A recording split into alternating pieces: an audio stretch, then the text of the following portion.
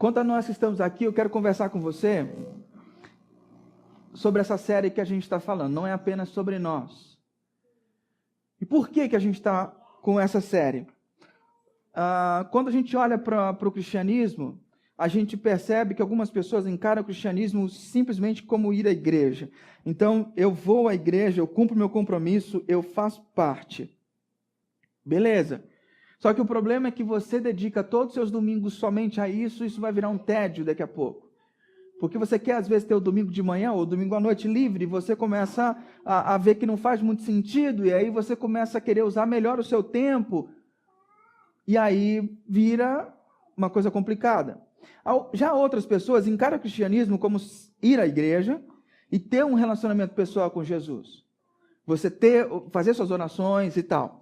Isso é muito legal. Só que o problema de você só enxergar o cristianismo dessa maneira é que quando você passa momentos difíceis, pressão chega, as coisas começam a acontecer, você desanima na sua vida espiritual. Quando a correria te pega, você para de orar, então a sua vida desaba, porque é só isso.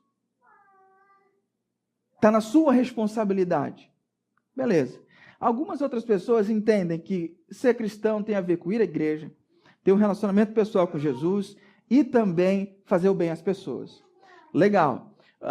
Você vai à igreja, você faz suas orações, mas a correria vai te pegar e pior, você está no trabalho e pessoas que não têm comprometimento com a verdade, que não agem direito, elas acabam prosperando mais do que você. E aí você fica bravo, eu faço tudo certinho. E aí você desanima de fazer o que é certo. Só que o cristianismo é muito mais do que isso. O cristianismo tem mais, tem muito mais, ele é muito mais denso. Ele tem a ver com identidade e com propósito. Na semana passada a gente falou sobre propósito. Gastamos tempo falando só sobre o propósito de Deus. Se você não ouviu, você tem essa mensagem online, tanto no Facebook quanto no SoundCloud, no Mixcloud. A gente tem a mensagem lá para você ouvir. Hoje eu quero falar sobre identidade. Ok? Vamos conversar sobre identidade. Para isso eu vou usar o mesmo texto que a gente usou na semana passada. É o texto de Mateus, capítulo 9, de 35 até o capítulo 10, versículo 4. É um momento da vida de Jesus. Jesus ia passando por todas as cidades e povoados, ensinando nas sinagogas, pregando as boas novas do reino, curando todas as enfermidades e doenças. Ao ver as multidões, teve compaixão delas, porque estavam aflitas e desamparadas, como ovelhas sem pastor. Então, disse aos seus discípulos: a seara é grande, mas os trabalhadores são poucos. Peçam, pois, ao Senhor da seara que envie trabalhadores para a sua seara. Chamando os seus 12 discípulos, deu-lhes autoridade para expulsar espíritos imundos e curar todas as doenças e enfermidades. Esses são os nomes dos 12 apóstolos. Primeiro Simão, chamado Pedro, e André, seu irmão, Tiago, filho de Zebedeu, e João, seu irmão, filho de Filipe e Bartolomeu, Tomé e Mateus, o publicano, Tiago, filho de Alfeu, Tadeu, Simão, Zelote, Judas, Iscariotes. Confesso que eu tenho mais facilidade de saber a escalação do Flamengo do que guardar os 12 apóstolos, quem são. Mas se me perguntarem assim de bate-pronto, eu acerto acho que uns 9, 10. Né? Eu acho. Eu vou esquecer ali de um Filipe, da vida, alguma coisa assim eu vou esquecer. Mas tem muita coisa importante quando Jesus escolhe esses caras. E a gente vai destrinchar muito esse texto durante essa série. Mas a pergunta que eu faço para você é: Jesus tinha uma missão gigante, certo? Jesus sabia que ele vinha para redimir a humanidade. E depois que ele redimisse a humanidade, que ele morresse na cruz e ressuscitasse, ele deveria deixar esse legado na mão de algumas pessoas. E por que Jesus decide deixar a maior obra da história da humanidade na mão de algumas pessoas? Pessoas que não eram importantes, que não tinham influência. Pessoas comuns, como eu e você. Por que ele decide deixar isso na mão dessas pessoas? Olha essa parte. Chamando seus 12 discípulos, deu-lhes autoridade para expulsar espíritos imundos e curar todas as doenças e enfermidades. Jesus sabia que quando ele nos desamarrasse das coisas que prendiam a humanidade, porque quando os nossos primeiros pais romperam com Deus, eles perderam a sua identidade, perderam o seu propósito. Eles romperam. Deus disse, você vive em mim. Paulo fala que por ele nós vivemos, nos movemos e existimos. Quando eles rompem com Deus, a morte entra no mundo. E quando a morte entra no mundo, eles começam a experimentar dimensões da morte, mas não só a morte física, que um dia chega para nós. Eles começaram a experimentar a morte nos relacionamentos. Eles começaram a experimentar a morte em diversas áreas, a morte na natureza. Eles começaram a ver morte, começaram a experimentar esse tipo de morte. E automaticamente, quando Deus deixou de fazer parte da vida deles e ser o centro da vida deles, a humanidade automaticamente teria que buscar alguma coisa para substituir, para conferir-lhes identidade. Porque até então, quem dava identidade para eles era o Deus Criador. Depois disso, como é que eles vão fazer com a questão da identidade?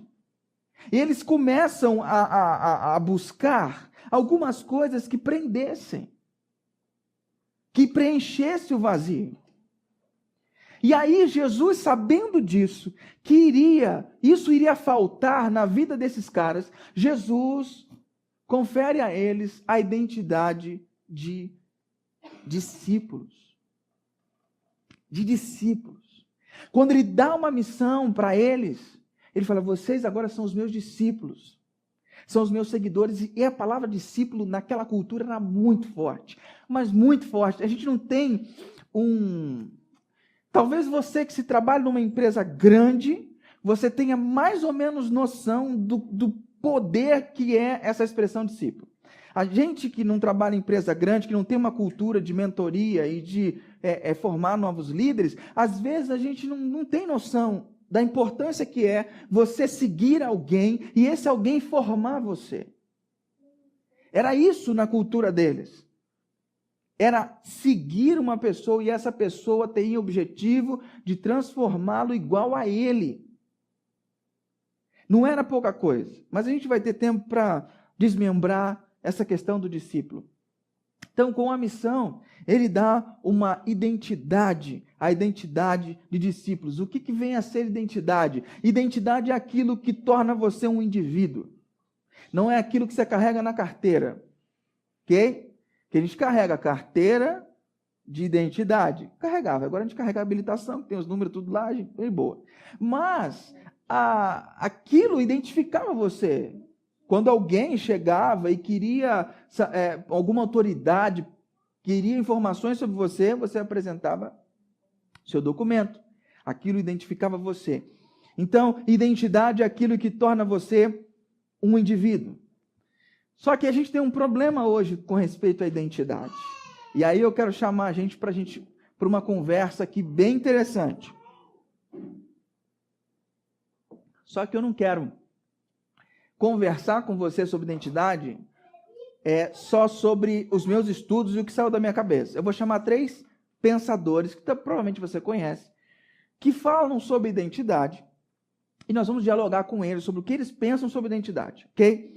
O primeiro que eu queria chamar para a gente conversar é um sociólogo polonês, faleceu acho que ano passado, chamado Zygmunt Bauman. Esse cara é o cara que mais estudou questão da pós-modernidade, essa questão da modernidade líquida, questão dos relacionamentos líquidos. Ele que estudou esse tempo e as obras dele nos direcionaram para tentar entender que momento do mundo, da história a gente vive. E o Zygmunt Bauman, ele fala o seguinte, você tem que criar a sua própria identidade. Você não a herda. Não apenas você precisa fazer isso a partir do zero, mas você tem que passar a sua vida, de fato, redefinindo sua identidade. Porque os estilos de vida, o que é considerado ser bom para você e ruim para você, mudam tantas vezes na vida. Legal. Então, se você está disposto a construir sua identidade e construir sua identidade nesse pensamento, você tem um problema. Mas de quem é você para ficar contrariando Zygmunt Bauman? Não sou eu. Percebe? Eu vou te mostrar que a palavra de Deus mostra uma direção um pouco diferente. Então eu quero que você pense comigo. A fala do Zygmunt Bauman, ele fala isso num contexto onde ele analisa o seguinte, que antigamente as pessoas tinham um projeto de vida. Ela entrava numa empresa e só saía daquela empresa quando aposentasse. Ela planejava a sua vida e ela ia passo a passo, cumprindo aquele objetivo até chegar lá. Você tinha um planejamento para a vida. E hoje, com a pós-modernidade, a gente não tem mais essa capacidade. A gente tem uma incerteza muito grande sobre o que vai acontecer amanhã. A gente tem uma incerteza muito grande, a gente não sabe, as coisas mudam. Então, você falar hoje para um jovem, ou não tão jovem, falar hoje sobre um projeto de vida, falar hoje sobre uma coisa muito a longo prazo, aquilo se torna sem validade. É difícil das pessoas acreditarem hoje num projeto de vida. Jovens são ensinados nas faculdades hoje a não passarem mais de 3 anos em cada empresa. Mas, ao mesmo tempo, quando ele chega no mercado de trabalho, o analisador olha o currículo dele e fala assim, por que você não para em empresa nenhuma? E aí você tem essa dificuldade. Porque essa geração agora, ela precisa de mudança, ela foi ensinada, ela herdou isso dos pais. Em qualquer hora a gente conversa mais sobre essa questão, mas essa geração que a gente vê hoje, e não é só geração de idade, querido. Não é só uma questão de idade, é uma questão do pensamento vigente, porque você pode ter nascido numa geração anterior, mas se você convive muito com isso, isso molda o seu comportamento e a sua mente. Então você começa a ter a mentalidade da geração atual. Você começa a ter as inquietações da geração atual. Algumas vezes, outras vezes não. Então, hoje em dia fica difícil para algumas pessoas planejar sua vida passo a passo até o fim. É difícil de acreditar. E o que eu penso? Eu penso o seguinte, que essa volatilidade da identidade que ele está falando, que você tem que, porque muda muito as coisas que você gosta, que você não gosta, para construir sua identidade, essa volatilidade, ela só acontece porque a gente não está ancorado em alguma coisa que vai além do tempo e do espaço. Quando você não está ancorado em algo além do tempo e do espaço, está sujeito à mudança. Concorda? Está sujeito à mudança. O mundo muda, mas princípios não mudam. Então, se você se ancora em coisas além do tempo e espaço, você tem a capacidade de planejar a sua vida. Você tem capacidade de construir a sua identidade, ter um projeto de vida. E é isso que Jesus estava pensando quando estava olhando para esses caras. Jesus constrói essa identidade em nós, e nós não podemos confiar no nosso próprio senso para saber o que é bom ou mal, o que é certo ou o que é errado. Fala assim, como assim? Eu não tenho capacidade? Você está me chamando de inapto? Não é isso. É que o nosso coração ele é corrompido por natureza, uma vez que nós rompemos com Deus no Éden, que a humanidade rompeu. E a partir daquele momento que rompeu com Deus, a gente passa a vida inteira querendo buscar alguma coisa que preenche o nosso interior. Então, o que Adão e Eva fizeram? Quando eles romperam com Deus, eles disseram assim, eu não quero mais que você diga para mim o que é certo e o que é errado. Eu quero assumir para mim a prerrogativa de dizer o que é certo e errado para mim, o que é bom e o que não é para mim. Porque eu sou inteligente, eu quero decidir. Deus falou assim, isso não vai dar certo. E ele falou assim, eu pago para ver, eu vou fazer. E aí, fez o que fez. O ser humano queria o controle, foi na conversa da serpente e queria o controle. O profeta já diz, enganoso é o coração do homem, quem o conhecerá? Se você ficar e construir sua identidade baseado no que você acha que é certo ou que é errado, como é que você vai saber que o que é certo não é errado e o que é errado não é certo? Porque se você é seu próprio parâmetro, está fazendo sentido? Está dando para entender? Ou estou viajando demais? Está dando para entender? Então o que acontece? Esse foi o erro. Quando eu assumo a responsabilidade de construir minha identidade, eu corro o risco de ficar vagando de definição em definição. A partir do que o tempo muda, a minha identidade muda. Então, o que eu sou vai mudando de tempos em tempos. Esse é um grande problema. E se essa identidade que eu tenho não for a identidade que Deus conferiu para mim, automaticamente eu serei escravizado. Se a sua identidade está no trabalho que você faz, você vai ser escravizado a dar tudo, da sua vida, sua alma no trabalho. Se a sua identidade está nos relacionamentos que você tem, você vai dar a sua vida e viver escravo de relacionamentos. Tudo que não for Deus que vai construir a nossa identidade nos escraviza. Beleza? Eu quero chamar um outro pensador bem bacana para conversar com a gente sobre identidade.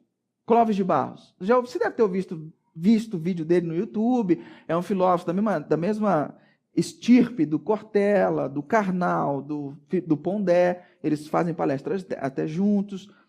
E ele fala uma coisa interessante numa palestra que ele deu para uma empresa. Ele falava o seguinte: identidade é aquilo que apresentamos como definição. O que eu sou? O que você diz para contar quem você é? Já parou para pensar nisso? Quem conta quem é, na verdade, conta o que fez da própria vida, escolhas e decisões. A nossa história é a nossa identidade. Então, o Clóvis, ele vai para um lado que eu chamo de identidade conferida. As suas escolhas, as suas decisões, conferem para outra pessoa valor. E a outra pessoa olha para você através das suas escolhas e decisões e fazem um juízo de valor sobre você. E aquilo se torna a sua identidade. O problema de ir por esse caminho é que a gente começa a ligar a nossa identidade ao fazer e ao ter e não ao ser.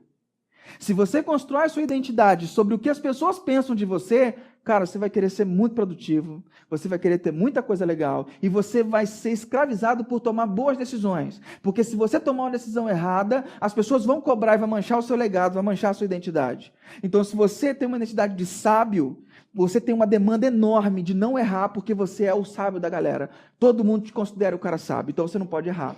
E se você errar, você perde a sua identidade. Percebe? E isso se torna muito complicado. As nossas escolhas e critérios ajudam sim as pessoas a fazer uma imagem sobre nós. Normal, as pessoas olham para a gente e podem pensar o que quiser. Por isso que eu sempre digo, cuida do seu caráter, que Deus cuida da sua reputação. Você não tem controle sobre a sua reputação. Você não tem como controlar o que vão falar de você. Mas você tem como controlar o seu caráter, as decisões que você toma. Então, cuida do seu caráter e deixa Deus cuidar da sua reputação. As pessoas vão pensar o que quiserem pensar de você.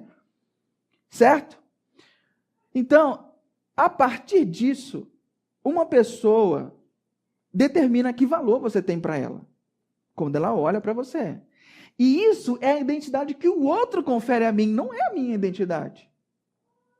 É a identidade que você pensa que eu sou. Eu sou o pastor, beleza. Então você acha que eu tenho certos comportamentos e você olha para mim e me identifica de uma maneira. Mas você não foi lá em casa comer o meu feijão. Você não foi lá sentar na mesa, comer 1 quilo de sal comigo para você saber. Percebe? Eu tenho uma identidade aparente, normal. Mas isso não é. O que você pensa de mim não é o que eu sou. O que as pessoas pensam de você não é o que você é. Ou não deveria. Não deveria ser. Identidade tem a ver com o que somos e não com o que fazemos. Identidade não tem a ver com as decisões que nós tomamos. O que a gente faz é consequência da nossa identidade. Percebe? O fato é que teremos uma identidade aos olhos das pessoas, mas nem sempre o que pensam de nós reflete o que nós realmente somos. E se a gente for por esse caminho, eu me fortalecerei na missão de fazer boas escolhas e boas decisões para que as pessoas me identifiquem de forma boa, para que eles me confiram uma identidade digna. O problema é que depois que nossos pais romperam com Deus, a identidade a imagem tomou uma proporção descomunal. Porque se você prestar atenção, eles estavam nus, a Bíblia fala. E a Bíblia fala que eles estavam nus e não se envergonhavam. E eles conversavam com Deus toda a viração do dia, às 6 horas da tarde. Eles conversavam com Deus. Deus vinha e eles batiam um longo papo com Deus. E eles estavam nus e a vida seguia. Tranquilo. Após o rompimento, quando eles rompem com Deus, o que é a primeira coisa que eles fazem? Eles vão pegar folhas para fazer roupas para si. Já reparou isso? Texto de Gênesis, capítulo 3, versículo 10, fala assim: ouvi teus passos no jardim e fiquei com medo, porque eu estava nu, por isso me escondi. Antes da queda, a imagem não significava nada. Mas depois da queda, o que pensam de mim se tornou muito relevante. Se tornou muito importante a imagem que as pessoas têm de mim. E esse caminho não é um bom caminho. Isso não sou eu que estou dizendo, a Bíblia está dizendo. Agora eu quero chamar o último pensador, não vou encher mais sua cabeça com pensadores. E é um cara muito legal, também pouco conhecido no Brasil às vezes. Chama Gilles Lipovetsky. O Gilles é um pensador francês e é um dos caras que hoje mais entendem do tempo que a gente vive, e ele faz uma análise dos nossos pequenos atos, porque nós fazemos pequenas escolhas, e essas pequenas escolhas, elas compõem a nossa identidade. E ele entende muito isso, porque a gente vive num ambiente de redes sociais. E ele fala o seguinte: na era das redes sociais, a identidade é construída na aprovação, no reconhecimento dos outros. Usamos postagens nas redes para receber uma alimentação simbólica que dá satisfação. Eu sou apreciado, eu tenho valor, pois as pessoas gostam daquilo que eu faço. Quando eu não recebo curtidas ou interações com as minhas postagens, nós nos sentimos excluídos e não amados. Pensamento dele. Devido ao desejo de sermos amados, nós buscamos migalhas de aprovação, mesmo que inconsciente dessas buscas. Você quer parar para pensar? Ele fala assim num dos vídeos: você não é fotógrafo, por que você posta foto? Você não é fotógrafo. Você não é jornalista, por que você publica texto? Qual é a sua intenção? Não é a sua profissão, por que você faz? E aí ele traça isso como sendo a rede social, ela se tornou algo que é um grande recipiente de reforço simbólico para alimentar o nosso interior. E, cara, eu percebi isso. Outro dia eu fiz uma postagem. Cara, eu fiquei triste da vida. Eu fiz uma postagem. Assim, meu Facebook eu uso mais para a igreja, mas eu publico coisas para as pessoas terem várias visões das coisas. Foi sobre a greve dos caminhoneiros. E eu postei um vídeo e escrevi assim, uma outra visão da história. Mas me malharam. Era um vídeo da Raquel Sherazade. Mas me malharam. E eu fiquei apavorado como eu me senti mal com aquilo. Eu falei, por que eu estou me sentindo mal com isso? Porque no fundo, eu queria que as pessoas me considerassem, olha, um cara que é um cara que é de mente aberta, ele vê os dois lados.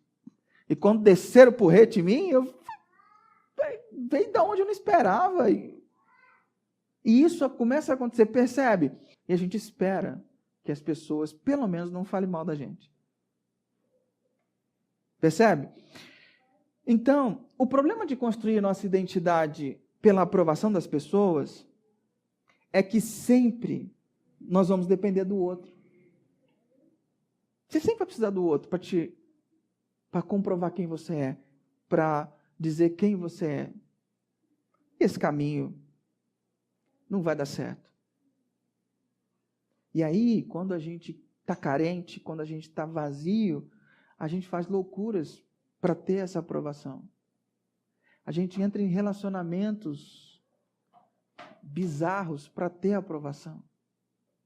A gente quer que as pessoas alimentem a gente.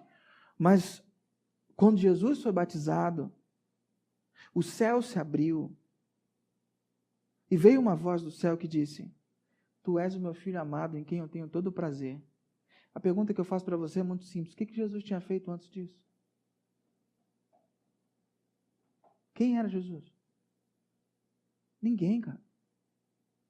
É um carpinteiro, filho de José, lá numa boqueta lá. E por que Deus amava Jesus, tinha tanto prazer em Jesus? Porque Deus não ama por causa da nossa performance. Deus ama porque Ele é amor. Percebe? Deus ama a gente porque Ele é amor. Não depende da nossa performance. Então a minha identidade, eu não preciso colocar ela a partir da aprovação das pessoas. Eu já tenho a aprovação do Deus Criador. Ponto final. Só que isso é difícil descer daqui para cá. Eu entendo isso. Fazer esse download é mais difícil. Deus e identidade. Como é que a gente vê Deus e identidade nesse texto? Cara, Ele chama pessoas desprestigiadas e os elege como discípulos. Então, essa identidade de discípulo não depende da imagem perante a sociedade. Esses caras não eram ninguém. Jesus chama pessoas sem terem feito nada para receber esse título de discípulos. O que esses caras fizeram? O cara estava pescando, estava na empresa de pesca, o outro estava coletando impostos. Eles não tinham feito nada para merecer isso. Mas eles eram discípulos. Não dependia da performance deles. E ele escolheu pessoas que uma vez foram reprovadas. Esses caras foram reprovados 2 vezes. Como que eles foram reprovados 2 vezes? A gente precisa entender um pouquinho da cultura. Primeira coisa, eles foram reprovados por Deus, porque toda a humanidade caiu e foi reprovada por Deus. E eles eram seres humanos, então eles já nasceram em pecado, e Deus não tem intimidade e relação com o pecador. Logo, eles foram reprovados por Deus pela decisão dos nossos primeiros pais, assim como nós. E segundo momento que eles foram reprovados, é que na cultura judaica, a criança, lá para os seus 9, 10 anos, ela saía e ia para uma escola. E essa escola, essa primeira escola, eles aprendiam a decorar os 5 primeiros livros da Torá. Os 5 primeiros livros do Primeiro Testamento. Gênesis, Êxodo, Número, Levítico, Deuteronômio. Não necessariamente nessa mesma ordem. Mas eles decoravam. Quando eles acabavam esse período da escola, só os melhores, dos melhores, iam para a segunda escola. E na segunda escola eles aprendiam a decorar todo o Antigo Testamento, toda a Torá. E quando acabava esse período, só os melhores dos melhores iam para a próxima escola. E quem ia sendo reprovado em cada escola voltava para aprender a profissão dos pais. Era muito importante, era o auge da vida de uma família naquela época ter um rabino na sua família. Quando eles iam para a última escola, a Bet Talmud, para eles se tornarem Talmide, que é discípulo, eles tinham um período de estudo, depois eles tinham que encontrar um rabino e pedir a esse rabino se eles eram dignos de continuar aprendendo com esse rabino e levar o jugo desse rabino adiante. O que é o jugo? Jugo é o conjunto de ensinamento de um rabino. Você já ouviu um rabino dizer, o meu fardo é leve e o meu jugo é suave? Quando Jesus está dizendo isso, ele fala, meu fardo é leve, o que eu exijo de vocês é leve, o meu jugo, o meu conjunto de ensinamento, ele é suave. Então, o discípulo ele tinha que caminhar com esse rabino, e a função do rabino era ensinar a como esse discípulo seria. Não era passar conhecimento, a intenção era que quando crescesse, esse discípulo seria igual ao seu rabino. Igual. Isso era uma chance única na vida. Agora, você imagina o que aconteceria na cabeça de uns caras que, de repente, estão na praia pescando, passam um rabino e fala assim, vem me seguir. Você imagina como é que ficou a cabeça desses caras? Normalmente, a criança tinha que ir até o rabino. Mas esse rabino me chamou para seguir. Por isso que eles largam tudo, porque era a chance de uma vida. Quando tudo estava perdido, quando eles já não pensavam mais nisso, houve uma chance para que eles pudessem realizar o sonho de infância e orgulhar a sua família. Seguir um rabino. Por isso eles largam tudo, por isso eles vão. Percebe? Esses caras, eles trabalhavam na profissão dos pais, então eles tinham sido reprovados nessas escolas. Essa era a segunda chance. Então Jesus escolhe pessoas reprovadas, como eu e como você. É normal. Agora, quando eu tenho um problema da falsa identidade, quando eu assumo uma man, sabe? Quando eu boto um pé lá, um pé cá, é um problema da falsa identidade. A gente chama de verniz evangélico, que é a seguinte, a pessoa tem uma capa cristã. Por fora, ela parece ser discípulo. Mas quando o bicho pega, quando a coisa aperta, essa pessoa toma decisões baseado na sua cosmovisão e não no que a Bíblia ensina. Você já se deparou com isso? É difícil demais. Mas é por quê? Porque essa identidade não foi arraigada, não está profundamente estabelecida dentro dessa pessoa. Alguns por falta de tempo, porque está na caminhada. Outros por hipocrisia. Outros porque não querem dar espaço para Deus visitar e transformar a sua vida de dentro para fora. E aí é um problema. É um grande problema. Por fora, verniz, mas por dentro, a cosmovisão continua tendo outras referências. Você já parou para pensar o seguinte, querido? Que a palavra de Deus na sua boca tem o mesmo poder que a palavra de Deus na boca dele? Pois é a palavra dele. Quando você fala a palavra de Deus, quando você fala do Evangelho, tem o mesmo poder que Jesus falando do Evangelho. Porque não é a sua palavra, a palavra é dele. Outra coisa que eu quero que você pense, você já parou para pensar, se 10 passos seus pudessem causar impacto na eternidade, 10 passos seus em direção a alguém, já parou para pensar nisso? Que 10 passos, uma motivação sua para estar com alguém, conversar com alguém, pode mudar a eternidade dessa pessoa, pode ter um impacto na eternidade. E se a mudança da eternidade de uma pessoa for realmente algo tão simples como você atravessar uma sala, você ir até alguém, ir até o seu vizinho, já parou para pensar? Que ir até alguém, você que é discípulo, ir até alguém, você pode mudar a história da eternidade de uma pessoa. Cara, isso é muito profundo. Isso é muito tenso. Só que tem um problema. O conforto. Deixa eu passar um videozinho para você. Aí você vai falar para mim, Rodrigo, se tem uma coisa na minha vida hoje que eu não tenho é conforto, viu? Eu não tenho tranquilidade. Uma coisa que hoje eu não tenho é tranquilidade. Eu vivo na correria. Correria se tornou um estado de espírito das pessoas. Estou na correria. Todo mundo está assim. Só que o que eu quero que você entenda sobre conforto não é num contexto de tranquilidade, mas nós estamos hoje no conforto dentro da nossa correria. Como assim? Nós nos tornamos passivos, sendo esculachados e escravizados por esse modo de vida tóxico e não fazemos nada a sério para lutar contra isso. A gente simplesmente se estabiliza na correria e deixa a vida me levar, a vida leva eu. A gente não assume o controle e fala assim, não, isso não é o que Deus quer para mim, eu vou romper com essa correria, porque isso não é normal. A gente se estabeleceu nisso. Então, se você está na correria, e se você está nessa vida totalmente agitada, você não tem tempo para estar com pessoas. Você não tem tempo para se conectar com pessoas. Você nunca tem tempo para nada. Você nunca tem tempo para participar de um grupo pequeno da igreja. Você não tem tempo para nada. Você não tem tempo para uma reunião. Você não tem tempo para nada. Por quê? Porque você está na correria. Que história é essa? Como assim?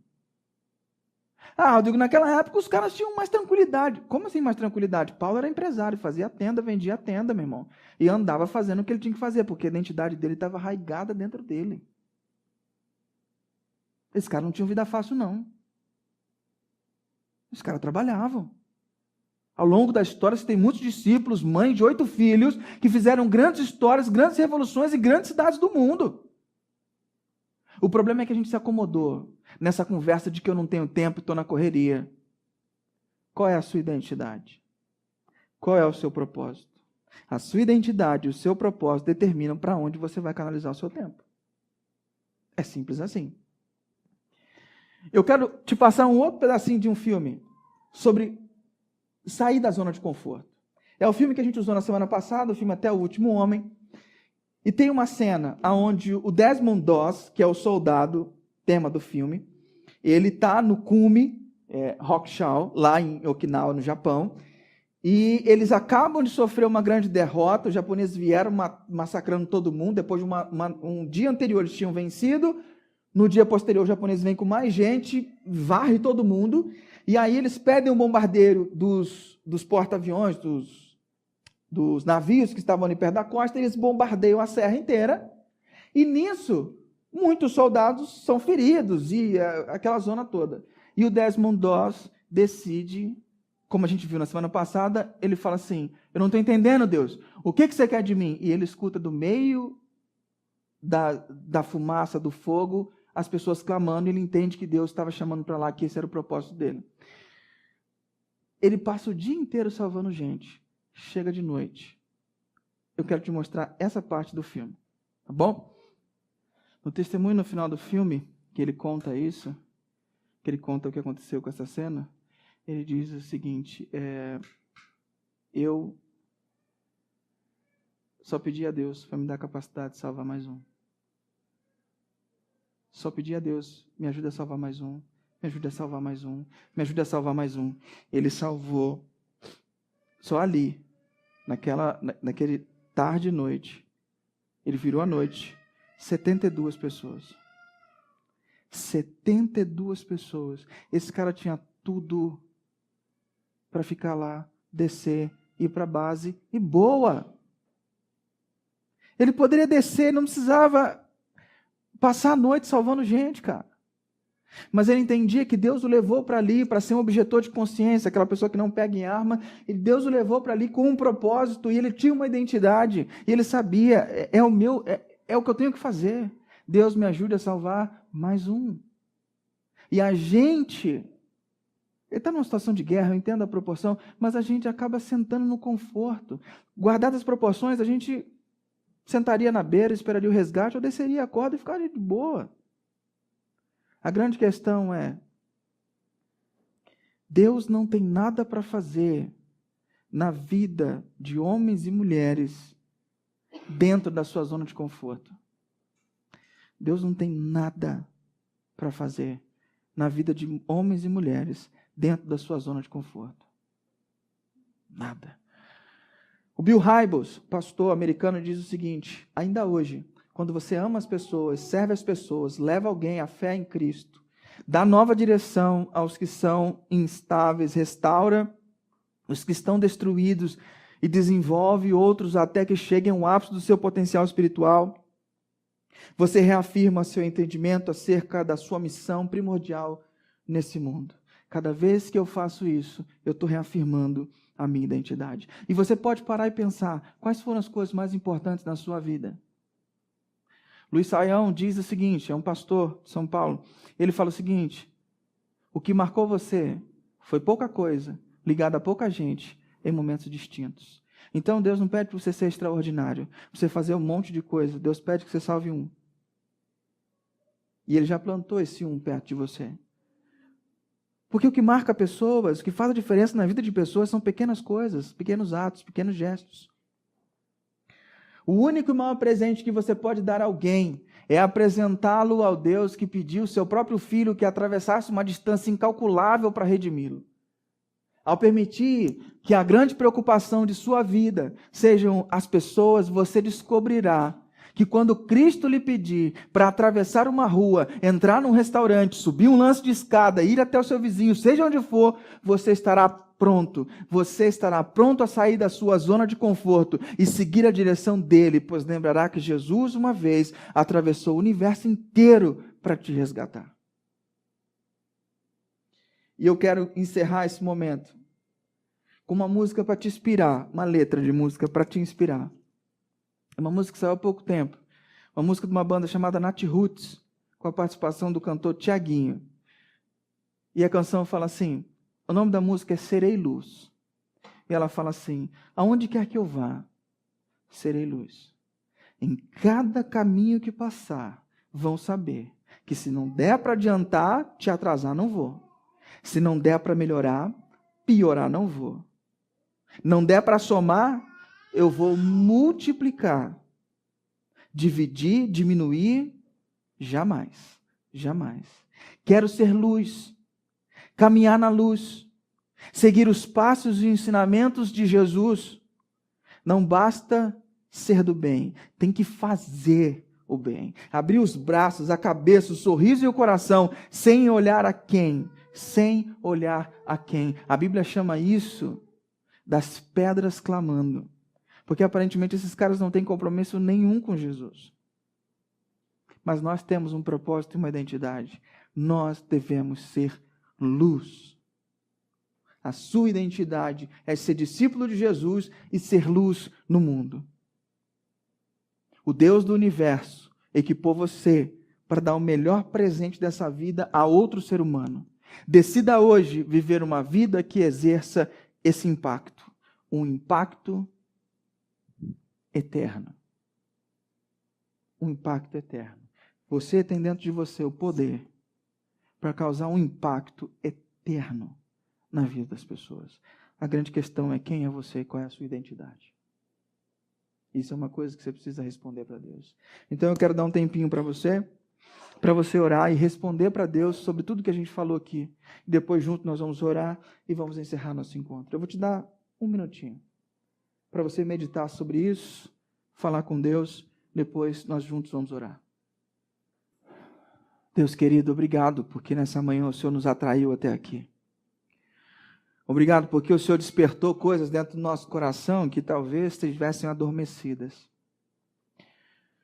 Eu peço que o Senhor ouça a oração do teu povo nessa manhã e peço que nos tire da zona de conforto e confira, carimba dentro do nosso coração, nosso propósito, nossa identidade. Fortaleça isso dentro de nós, ó Deus.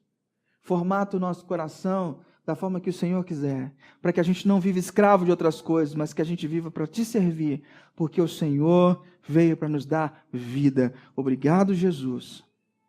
E nos ajude que essa mensagem reverbere e leve reflexão para nós nessa semana.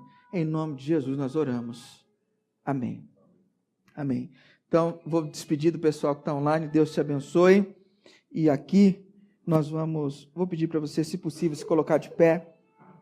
E a gente vai receber a bênção. E eu peço que você estenda suas mãos como quem não tem nada para dar, mas muito a receber. E no final da bênção, você simbolicamente traga suas mãos ao coração, para que você internalize tudo aquilo que Deus colocou nas suas mãos nessa manhã. Querida igreja reunida aqui em Valinhos, que o Eterno abençoe e guarde você. Que o Eterno sorria para você e presenteie você. Que o Eterno olhe para você bem nos olhos e os faça prosperar. Que a graça do nosso Senhor Jesus, que atravessou o universo em nossa direção, esteja sobre sua vida. Que o amor de Deus, o Pai, que nos amou com amor incondicional, te acompanhe. E que a consolação do Espírito Santo, aquele que nos tira da zona de conforto e nos leva adiante, motive sua vida, esteja com você, com a sua família, com todos os seus queridos, não só hoje, mas todos os dias. Amém. Querido, antes de sair, se for do seu agrado, cumprimente quem está perto de você, desejo uma ótima semana e lembre-se sempre, sozinho a gente vai mais rápido, mas acompanhado a gente vai bem mais longe. Que Deus te abençoe.